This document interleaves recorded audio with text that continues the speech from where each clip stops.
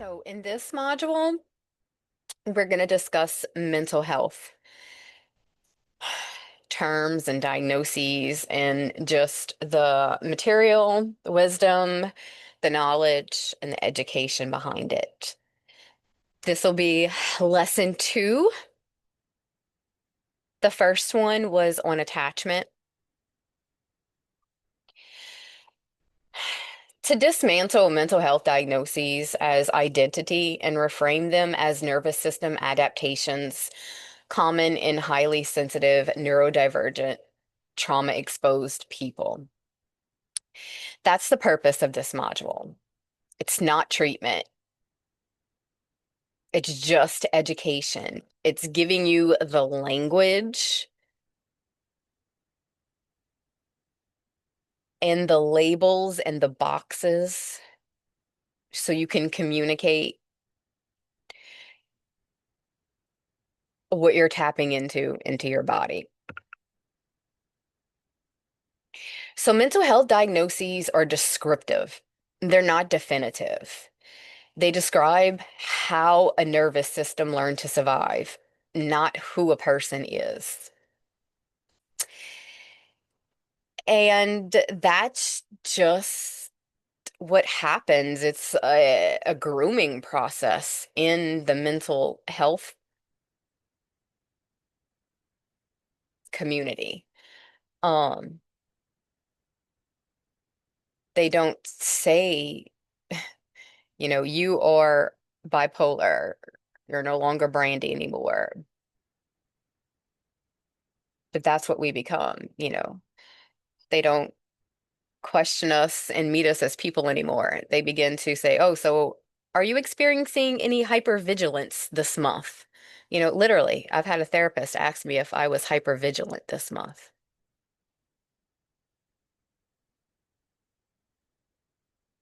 Yeah.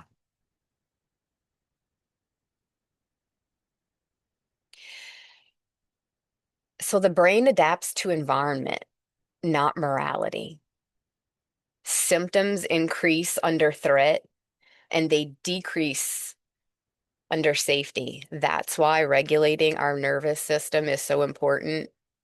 And we can't do any of that unless we understand the things that are available to us in the form of peer-reviewed studies and research papers and studies. Many diagnoses overlap because they share the same nervous system roots.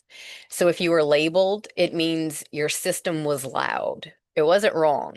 And I think that is so important for us to understand is because it was so loud and predominant, at least if you've found me, you've had a very loud nervous system and you've been on a mission to decode it,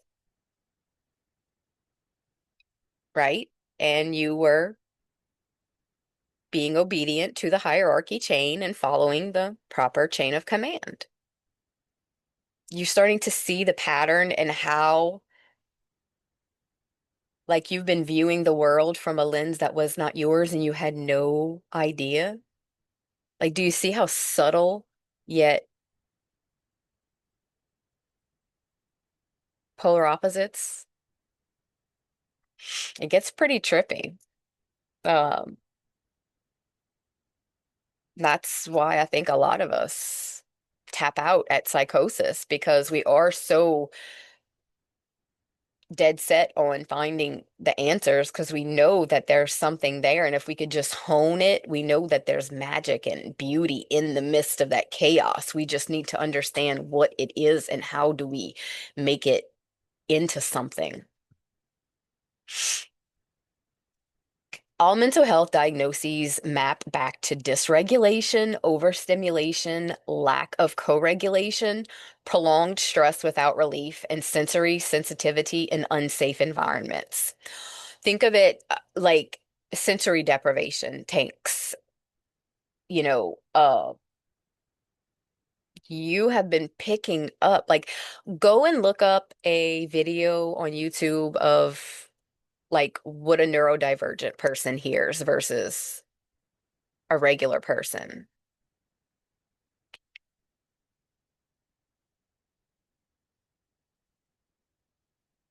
So, fight, flight, freeze, and fawn, um, that becomes our baseline state in which we operate. So our bodies literally think it's just trying to stay alive. So it's not even thinking about the fun and exciting things of life because all of its energy is spent on keeping you safe. So why cognition fails during dysregulation and why insight alone doesn't heal symptoms. These are all what's wrong with the modern mental health system. So if we start to look at diagnoses as adaptations, you can go down the list and reframe each one. You don't need to do a deep dive, like literally just anchor into it, feel in, you know, quiet your body, drop into your center, and just sit with it a little while. You can either use this list or use whatever diagnoses you have.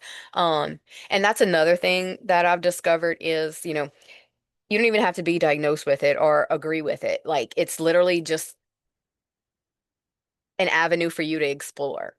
And if it's not resonating with you, then it's not going to stick and it'll leave your orbit. You literally can't go wrong here. So, anxiety, right? Is that like your chest palpitating or you get nervous, flutters in the stomach? Like that's going to look different for everybody. So, when I say anxiety, what feeling presents in your body? Where do you feel it? Where do you feel a tightness, a contraction, or a resistance? Anything. Where in your physical body do you feel it?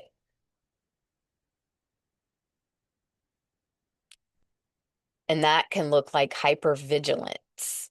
Um, you know, your body's detecting for threats constantly. You're stuck in scan and prepare, you know, look for the threat and then prepare for when it comes. So it's, you know, depression, nervous system shut down after chronic overwhelm, and your energy conservation is not laziness. Your body's conserving it because it knows it needs it. ADHD, interest-based regulation, dopamine seeking nervous system, sensitivity to boredom, pressure, and rigidity. Um, we can use this by channeling it towards like, are you a writer? Are you trying to get a book out? If you are in a spiral and you're like on a special interest kick and you're like hours on end, put that towards something that you need to hyper focus and get it done, like writing your book. So whenever that neuroticism pops up around, hyper focusing with your ADHD, shine it on something that it can use. That's alchemical process, transmuting. That's what people are calling witchcraft and energy work, is literally using what's available to you and manipulating it to propel you in an authentic and healthy heart coherence way. ADHD, well, let's do autism first. Sensory first processing, high integrity nervous system, distress in socially performative environments. Um, Everything is data when you're autistic. Everything you receive, sensations, temperature, sound, smell, taste, ick. It's a very, very, very intelligent and highly evolved nervous system that is picking up extrasensory shit beyond the five senses. And when you're in the world that is become for high functioning and people on the go, go, go, go, go, go, go, go, go, who just want to advance, who want more and bigger and better, that doesn't work for people like us.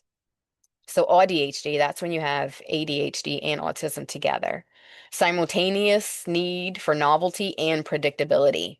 You're highly intelligent and you're highly sensitive, and that equals overload a lot of the times. It's like a walking contradiction. You have like that was learning I was autistic with the ADHD was life-changing for me. Life-changing. I cannot begin to tell you. CPTSD, long-term nervous system injury over different genres and areas. So it's different traumas in different over time in different situations. So it wasn't just like, you know, one war. You might have fought in multiple wars. Or you might not have just been molested as a child. You might have been raped as an adult and then physical abuse. Like it's over multiple areas of your life that it's not just one. So bipolar traits, nervous system cycles between activation and collapse, and it's often misread trauma physiology. So PDA, it's almost like when somebody asks you to do something, you freeze and like you physically can't do it. Like clean your room. Like, oh yeah, like, okay, well, I'm not going to do it now. I'm going to do it on my terms. It's just because you weren't allowed to make decisions for yourself. Now it's like when anybody asks or tells you to do something, it's your body's reading it as a threat. You don't recognize that. It just looks like disobedience, or a child that is defiant. So EDD, emotions move faster than regulation capacity. So you feel deeply, but you have no resource, like you cannot contain it. You have no control over it whatsoever. It's like a ticking time bomb. And personality disorder labels, or survival strategies frozen in time. Maybe you had to develop certain traits in order for you to survive in a situation. And but that was a past time. Like they don't need to follow you through everything.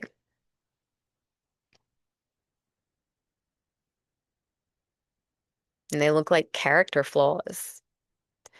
So let's talk about misdiagnosis and who gets labeled. Women, right? Because women are more typically in tuned.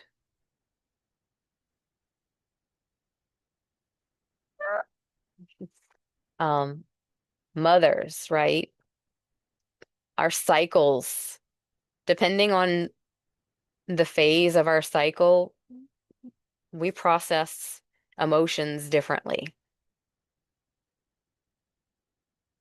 Same as the different ages, mother, maiden, crone, as well as when we're pregnant or nursing. Our bodies are beautiful technology, and depending on the stimuli and the external situations and what's required of our body at that given time, it's going to look different. If we're in our childbearing days, um,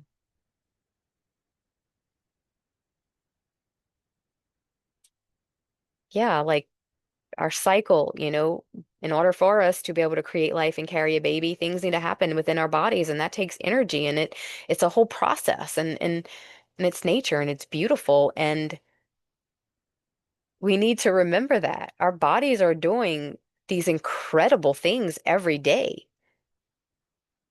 and that hasn't changed since the beginning of time. Our bodies still need that same time in order for these natural things to occur.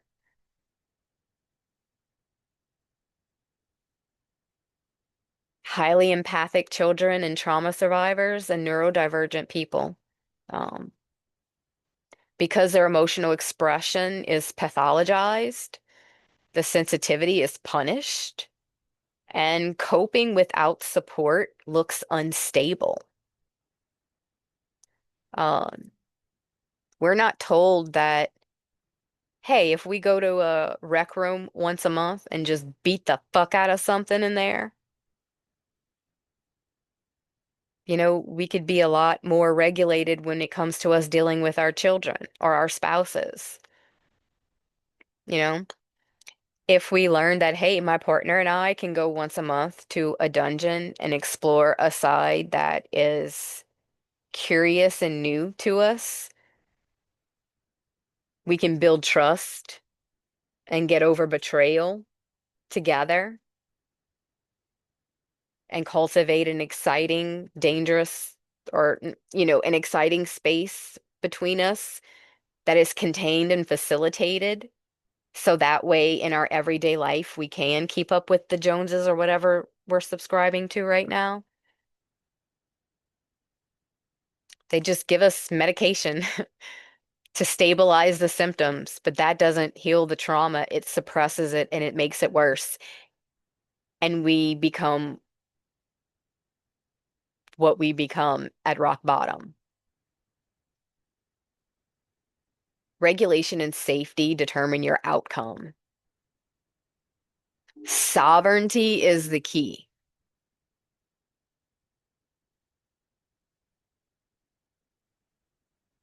No demonizing, no glorifying, just body-informed decision making from each individual person's body. Fuck no person left behind. It's each man for himself, for the greater good of all.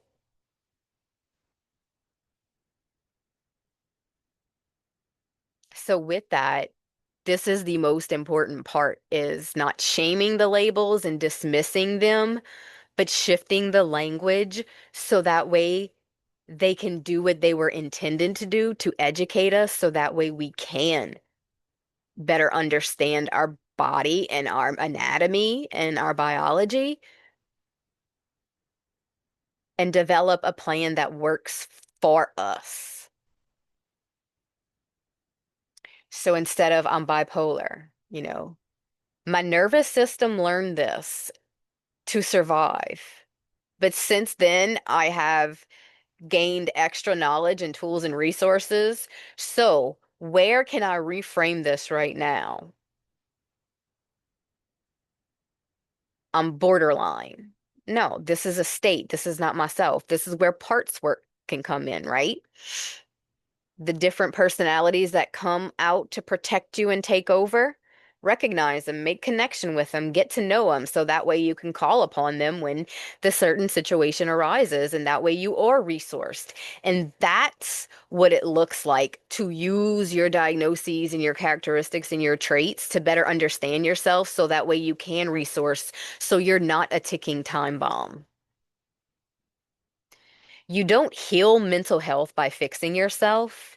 You heal it by creating enough safety for your system to stand down.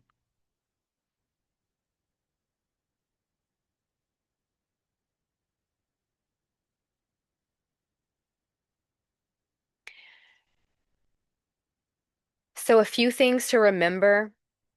The DSM itself states diagnoses are descriptive clusters of symptoms, not explanations of causes. There is no biological marker, blood test, scan, or gene that definitively proves most psychiatric diagnoses. High diagnostic overlap, comorbidity rates are 40 to 70%. So if diagnoses were discrete diseases, they wouldn't overlap this much.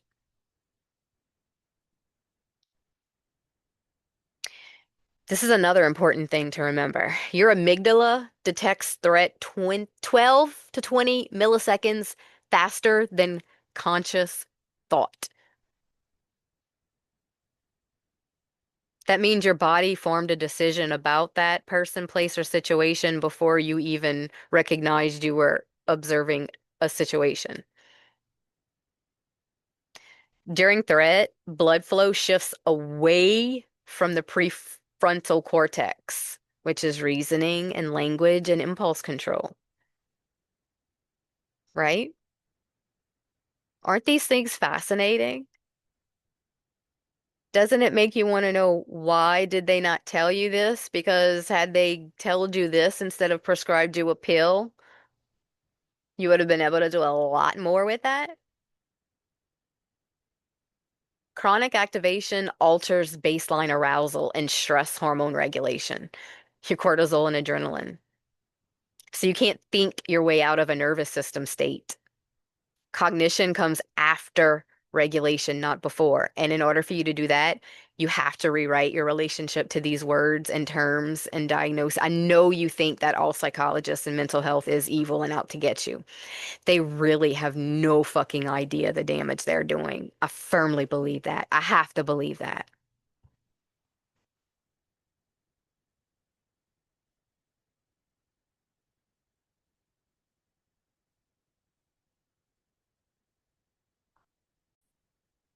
So let's talk about stress, trauma, and dysregulation.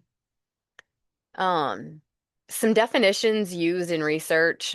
Stress is the demand exceeds current coping capacity. Um,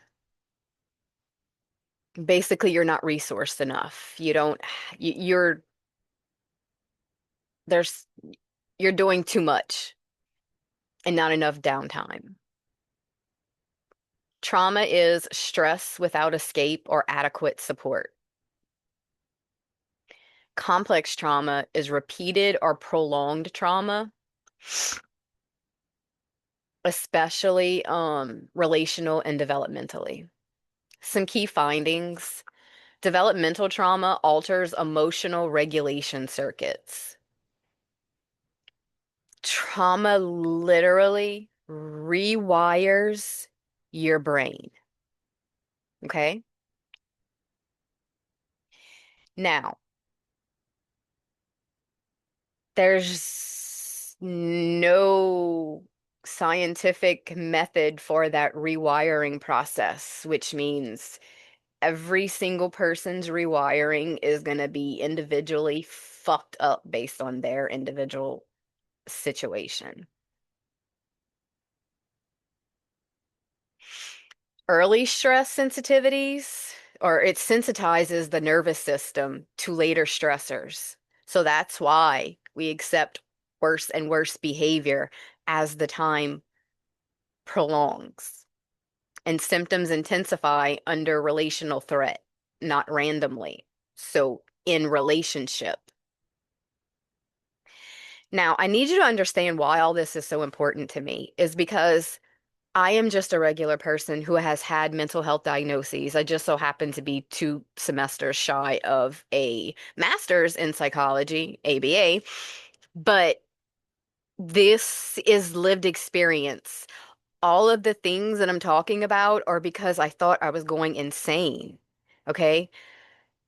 So whenever I took it into my own hands and decided to educate myself, okay, like what do the psychologists know? So when I found out that psychologists are supposed to know that stress is when your demand exceeds your coping capacity, they're supposed to know that trauma alters how you are able to regulate. They're supposed to know that early stressors sensitize, like, eh, but then they give you a pill to shut off all these things. So it either tells me that psychologists don't understand all this and they just learn this to pass the test so that they can be a doctor, and then they just look in the DSM-5. That's why they're like robots. They can't be empathic, the empathetic, they can't be sensitive to you. They just have to say, and how does that make you feel? And then they look in the book to find it, and then whatever it tells you to say to you, that's what it's going to say to you. That goes back to industrialized schools. No kid left behind. You shouldn't be a psychologist if you don't have empathy.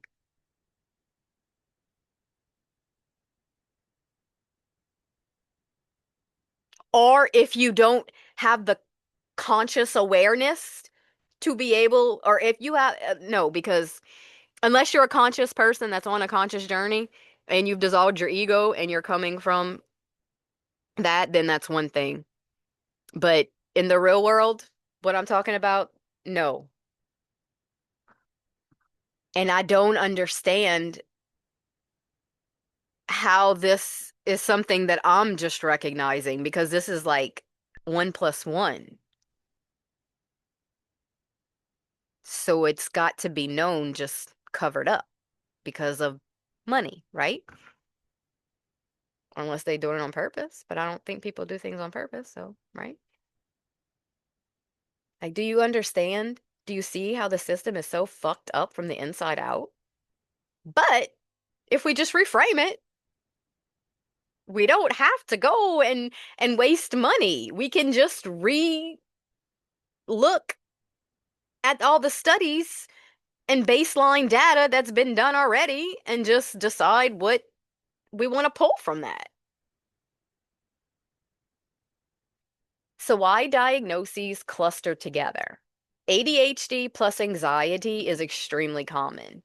Autism and ADHD are increasingly recognized. CPTSD, misdiagnosed as bipolar or personality disorders. Mood cycling, often linked to sleep disruption, stress loads, and trauma history. Not to mention, they don't even take into account the women's cycle, monthly cycle, as well as her life cycle. They know this through attachment theory. They're just applying it to one thing.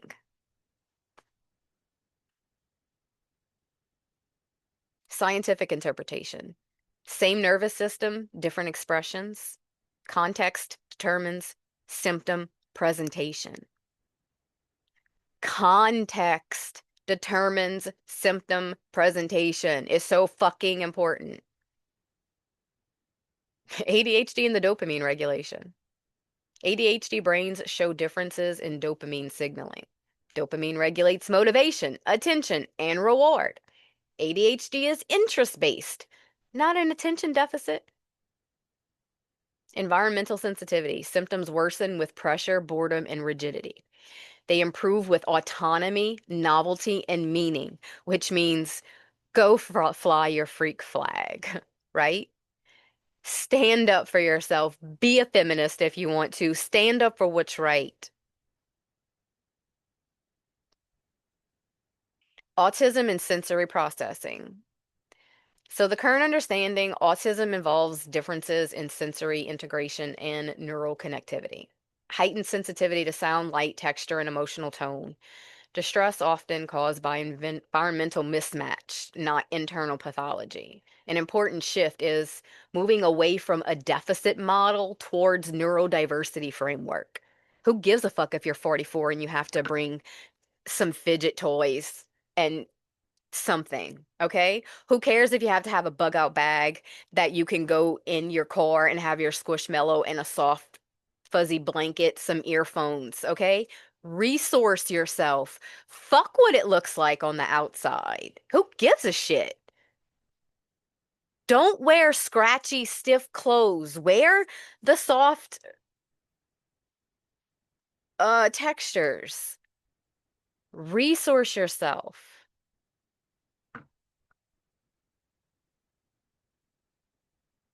PDA, it's the nervous system response to perceived loss of control. Demands activate that circuitry, and avoidance is not defiance, it's how you regulate. By avoiding it, it disappears. If it's not in front of your face, it's gone, right? Then autonomy restores regulation, and control escalates the symptoms. So that's the key distinctions here. When you're looking at CPTD, CPTSD versus personality disorders, how regulated is that person? These overlaps heavily with personality disorder criteria. So noticing if you're always dysregulated and unresourced when an episode occurs can be a really great indicator that it's a trauma adaptation and not a personality disorder. The difference is the origin, not the behavior. Bipolar versus trauma physiology. Um, Important data points are trauma impacts the circadian rhythms and stress cycling, right? So painful periods, you're put on birth control at an early age, then you have a hard time getting pregnant, and it's just a cycle. Then estrogen's all out of whack, and then your hormones, it's induces mania-like symptoms, hyperarousal, right? Trauma history is often underassessed in mood diagnosis. Medication, what science actually says. So, psychiatric medications modulate neurotransmitter activity. They do not erase trauma memory or rewire your attachment. They reduce symptom intensity. They don't resolve the root cause, which means you're just putting salt on the wound and smushing it. It doesn't all have to be bad, but it needs to be paired with things like EFT tapping or cognitive, like different, ecstatic movement, yoga. Like you've got to move it out of the body.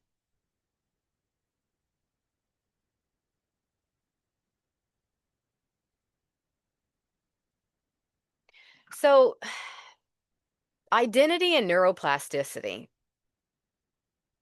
The brain remains plastic throughout life.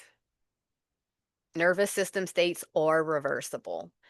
Safety and repetition reshape your neural pathways, which means the way through this is by slowing down and dropping into your body and allowing life to slow down. It's healing as you rewires you.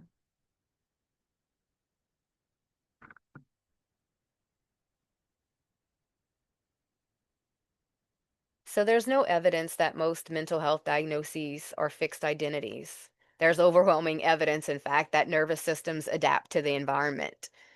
Healing follows safety regulation and context change, not shame.